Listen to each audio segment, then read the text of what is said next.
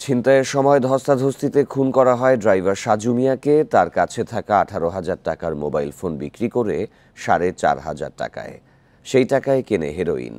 ছিনতাইকারীদের মধ্যে একজন আবার বিদেশে পড়ালেখা করার জন্য আইএলটিএসও করেছে।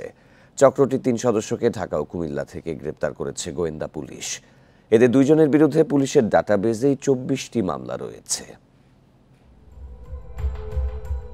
21 জানুয়ারি রাত 3টা রাজধানীর পল্টনের পানির ট্যাঙ্ক এলাকায় রিকশা থেকে নেমে হেঁটে গাড়ির মালিকের বাসায় যাচ্ছিলেন ড্রাইভার সাজু মিয়া।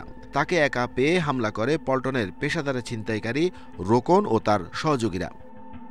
চক্রের সদস্য সজীবের মাথায় থাকা সাদা কালো স্ট্রাইপের শীতের টুপি দেখে তাকে শনাক্ত করা হয়। রোকনের গায়ে ছিল সাদা জ্যাকেট। সাজুকে গলিতে নিয়ে মোবাইল ফোন ছিনতাইয়ের পর ছুরিকাঘাত করে তারা। মৃত্যু হয় সেখানেই। রোকন, সজীব ও লিসানের এই চক্রের প্রধান কাজ হেরোইনের কারবার। এরই মধ্যে তাদের গ্রেফতার করা হয়েছে। সুইচ গিয়ার দিয়ে উপচুবরি আঘাত করে মোহাম্মদ সাজু মিয়াকে হত্যা করে।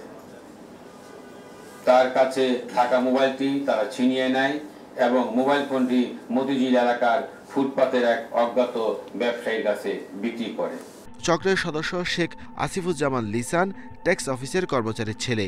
2023 সালে এইচএসসি পাশ করে দিয়েছেন আইএলটিএস পরীক্ষা। প্রস্তুতি নিচ্ছিল উচ্চশিক্ষার জন্য বিদেশে যাওয়ার। তবে নেশার টাকার জন্য ছিনতাই করত রাতে। নেশার কার্যক্রমে সেখানে লিপ্ত ছিল। সাজু মোল্লা তার মোবাইলটি ফেরত নেওয়ার জন্য তাদের পিছে ধাওয়া করে। ধাওয়ার এক পর্যায়ে আপনার রোকন তার কাছে থাকা সুইচ গিয়ার দিয়ে তাকে উপর্যুপরি কুপিয়ে তাকে হত্যা করে। এই চক্রের সবার বিরুদ্ধে আগেও হত্যা, ছিনতাই, দস্যুতার মামলা রয়েছে। এর মধ্যে সজীবের নামে 13টি, রোকনের নামে আছে 11টি।